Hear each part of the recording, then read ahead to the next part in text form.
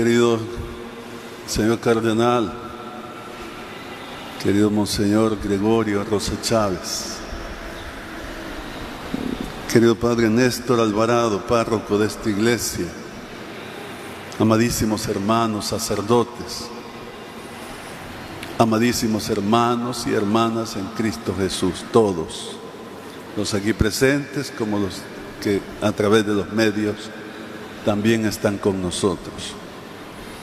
En esta ocasión he pedido al señor cardenal que nos predique, unido a este servidor, ¿cómo decir? Que hagamos una homilía compartida, de tal forma que este servidor hace una introducción y luego el señor cardenal continúa y concluye. Yo quiero expresar a ustedes 3 palabras. Gracias, sal y luz. Y me permito comentarlas brevemente, espero que sea breve. Quiero expresar nuestra gratitud en esta ocasión en que toma posesión el padre Néstor de esta iglesia.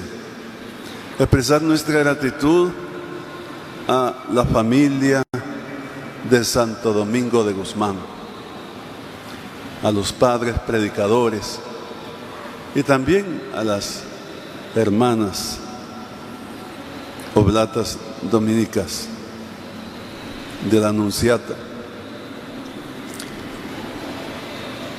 por todo lo que han hecho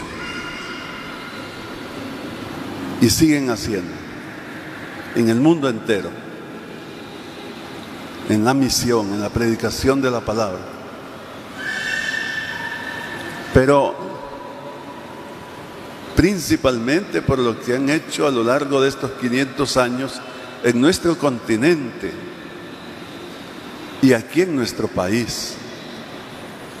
Estamos por cumplir 500 años de evangelización, serían en el 1524, y haciendo una mirada retrospectiva,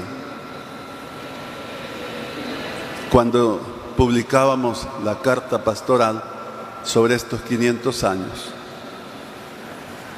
hemos visto con mucha gratitud el gran trabajo de los padres dominicos, el gran testimonio de fe, cómo han encarnado el Evangelio desde el comienzo de la predicación en nuestro mundo conocido, o sea, descubierto.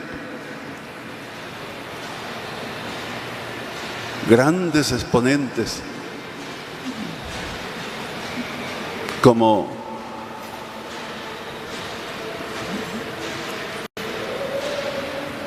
Monseñor Bartolomé de las Casas, siendo un encomendero al principio, se convierte y se va a convertir en un gran defensor de los indios. Se hace sacerdote y obispo para defender los indios, los indígenas. Es admirable. Pero también Fray Antonio Montesinos, su gran defensa por los indios. Y lo mismo podemos decir de el padre y obispo Monseñor Antonio Valdivieso en Nicaragua, que dio la vida defendiendo los intereses de los nativos, defendiendo a los indígenas. Y por supuesto, Fray Martín de Porres. Esto para citar unos nombres heroicos, pero a lo largo de 500 años, soportando persecuciones, etcétera, han estado evangelizándonos. El Salvador no ha sido la excepción. Si bien tuvieron que salir cuando fueron expulsados prácticamente todas las órdenes religiosas, también ellos, a finales del siglo XVII,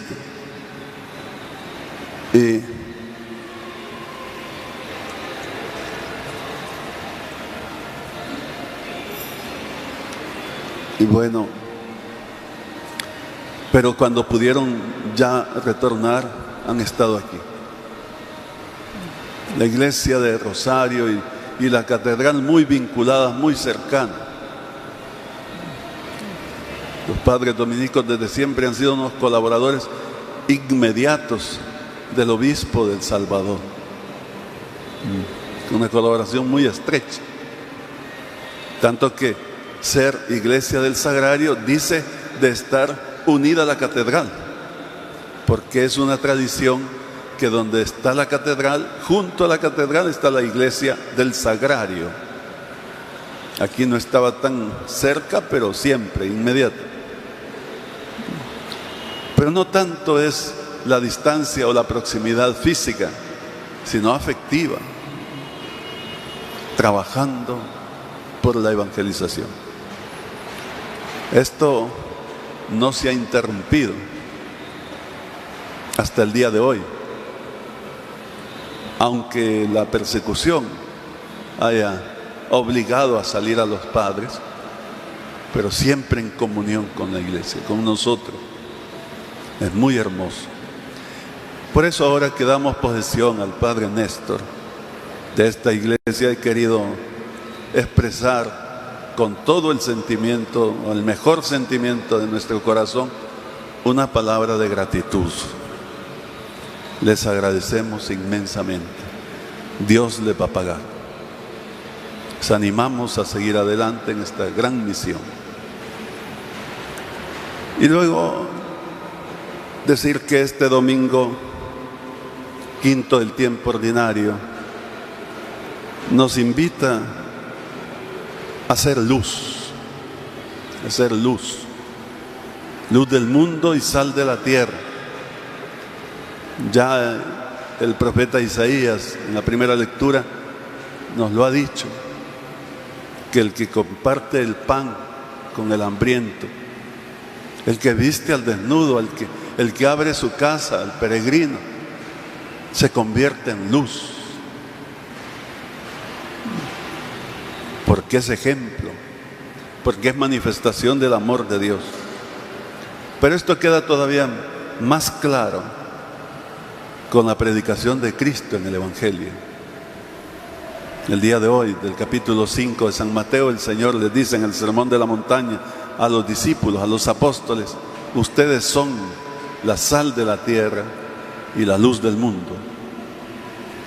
La sal, porque la sal es la que conservaba los alimentos cuando no habían los inventos de ahora de la electricidad. Con la sal se conservaban, se purifican, se libran de la corrupción. Pues esto tiene que ser la predicación del Evangelio, para que el mundo no se corrompa, para que el mundo no se pierda. Debe haber el testimonio y la predicación del auténtico discípulo del Señor. Eso significa también ser luz, que ilumina a los demás, que muestra el camino. Termino con una anécdota de San Juan Bosco, que hace unos días estábamos celebrando su fiesta, el 31 de enero. San Juan Bosco fue un santo taumaturgo, o sea que hizo muchos milagros.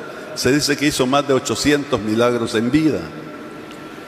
Pero además tenía el don de conocer el futuro de las personas y también el pasado. Cuando se iban a confesar con él y tenían dificultad para expresar los pecados, él mismo se los decía, se los traía a la memoria al penitente. Era sorprendente.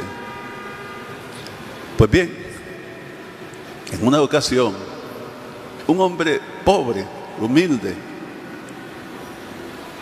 tuvo la idea de ir a visitar a don Bosco.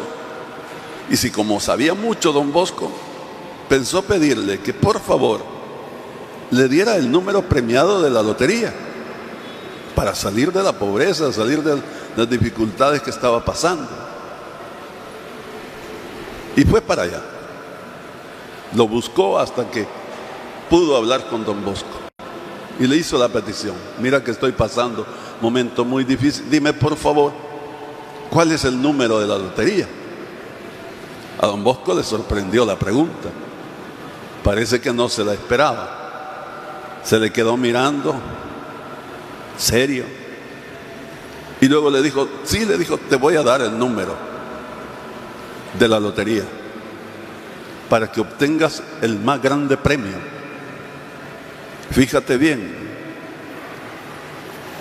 los números que debes encontrar son estos: 10, 7 y 14. Y no importa el orden en que los hay, siempre que vaya el 10, 7 y 14, obtienes el máximo premio. Muchas gracias, le dijo. Que el hombre ya se iba cuando lo agarró el brazo. No, le dijo, no te vayas, porque me hace falta explicarte lo de este número. Entonces se detuvo. El 10, le dijo, significa los 10 mandamientos que tienes que vivir, que tienes que cumplir.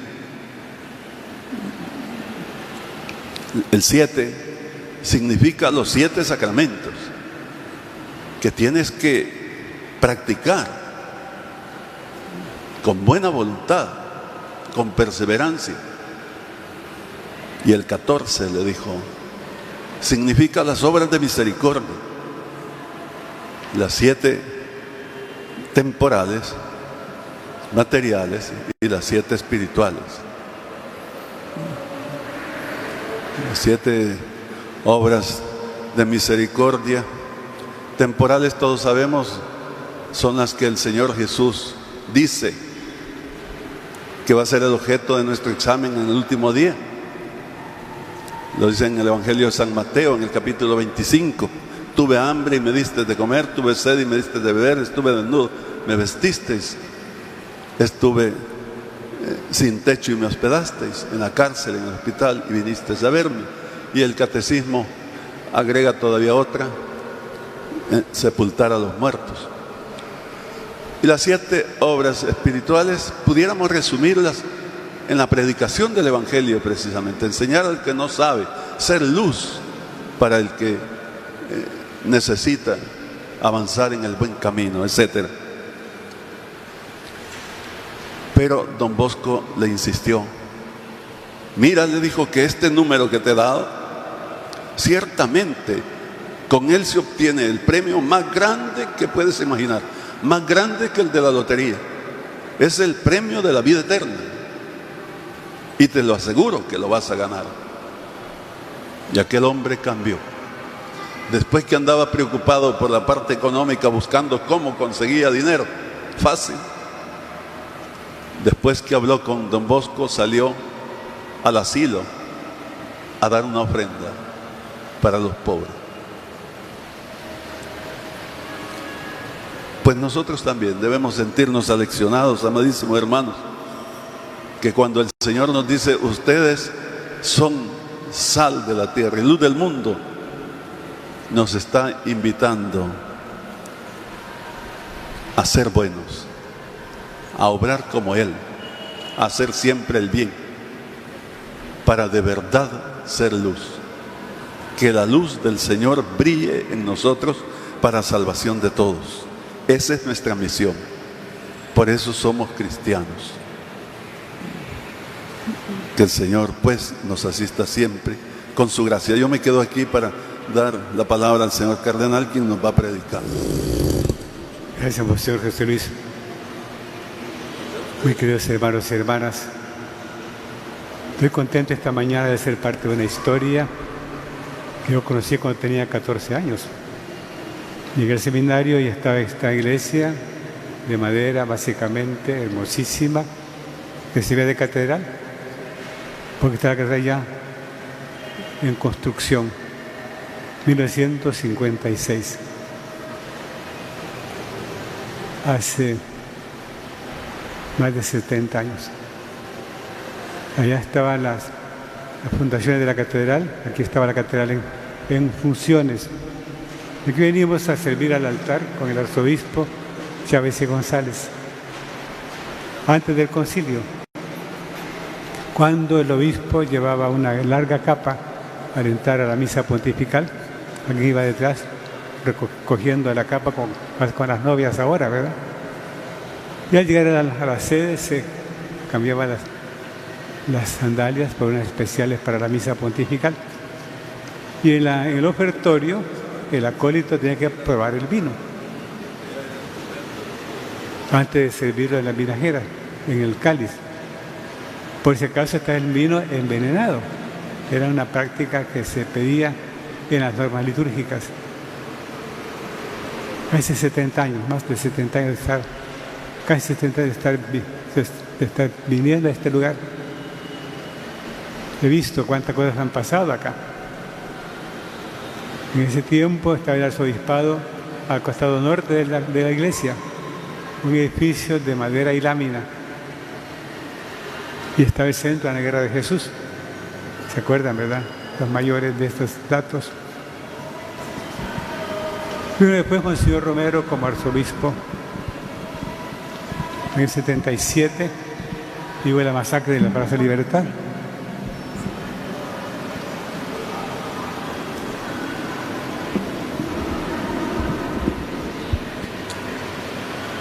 Vamos a ver si escuchamos mejor ahora. Estamos en el año 77, llega como arzobispo Monseñor Romero. A los días, la masacre de la Plaza Libertad, 28 de febrero. Y aquí se refugió a la gente. Aquí se entraron en una fosa común los muertos. Después se colocaron en la fachada unas cruces, recordando ese momento trágico de nuestra historia. Yo estaba en el seminario como rector y escuché en la Radio Nacional a un locutor amigo mío que estaba de turno diciendo que aquí no había pasado nada, que todo estaba en paz. Y ahí venimos, ¿verdad? Y una historia violenta, sangrienta, con muchas mentiras, y un pueblo crucificado.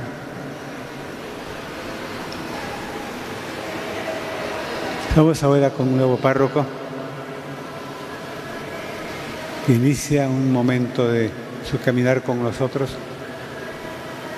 con una herencia linda que conservar, y un pueblo fiel que le va a acompañar, nosotros, ustedes. Un momento donde hay que poner en el país mucha luz, mucha sal. Uno a veces se confunde entre tantos datos y no sabe cuál es la verdad y cuál es la mentira. Necesitamos la luz de Dios, la luz de la palabra. Papa Francisco en África, de todos países en guerra, Congo y Sudán del Sur. Habló contra la violencia. Creo que fuéramos nosotros profetas de esperanza, los cristianos. Dijo, vengo aquí, dijo el Papa, como voz de los que no tienen voz. El mismo lenguaje que usábamos el señor Romero. Hizo denuncias tremendamente fuertes sobre el colonialismo. Invitó a los obispos a enjuagar las lágrimas del pueblo que sufre y a caminar con su pueblo. Esta iglesia tiene mucha tradición de acoger el dolor de la gente. Qué hermoso testimonio que hoy queremos agradecer de corazón. Así que en este día histórico iniciamos un nuevo momento de la parroquia de Rosario. Antes no se llamaba así, se llamaba Iglesia El Sagrario. Lo recordamos al señor José Luis, complementando la Catedral de San Salvador. Hoy queremos pues agradecer al Señor y sentirnos llamados a hacer luz y a hacer sal. Pero la sal tiene una característica que es bueno recordar. No solo da sabor a los alimentos, no solo preserva la corrupción, sino que además simboliza la sabiduría. En el bautismo antes se hacía un rito que ya se quitó, que era, se colocaba en la lengua del bautizando un poquito de sal. Y se decía, recibe la sal de la sabiduría. Tenemos ese don esta mañana, el don de la sabiduría, para discernir correctamente lo que pasa y para saborear las cosas de Dios y perseverar en la fe, en las buenas y en las malas. Estoy muy contento esta mañana de recordar esta historia que he vivido yo de jovencito, pero ahora que la historia continúa, por tanto recordando el pasado con gratitud, viviendo el presente con pasión, con compromiso, mirando con esperanza el futuro. ¿Por qué? Porque Cristo es el mismo ayer, hoy y siempre. Pero en esto, bienvenido a nuestra arquidiócesis, a su servicio como párroco. Que el Señor le acompañe en todo momento y también nosotros le vamos a acompañar. Alabado sea Jesucristo.